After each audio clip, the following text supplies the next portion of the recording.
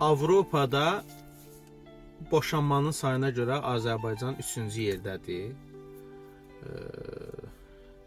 Bəzi xəbər saytlarının məlumatına görə. Buna səbəb nədir? İmkansızlıq, kasıbçılıq, qadınların tələbatının ödənilməməsi. Əsasən budur. Ehtiyaclar. Bir qadının baxımlılığı üçün ən azı 100 manat pul lazım. 100 manat pul, o 100 manat siqaret, 100 manat filan şey. Belə baxanda ki, hər şey puldur, təhsil, səhiyyə, toy. Bizdə də ki, maşallah, toylar en qədərdir. Ad günü, nədir o, sünnət, böyük toy, nişan, həri, əskər gəldi, əskər getdi.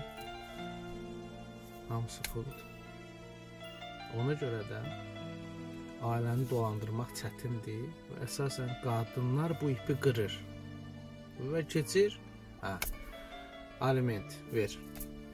Məcbur dövlət səndən o pulu alıb o arvada verəcək. Və sən də uşaqlara görə məcbursan verəsən, ondan sonra ikinci ailəni qura bilmirsən, pulsuzluq, kasıbçılıq. Of, sonumuz yaxşı görsənmir.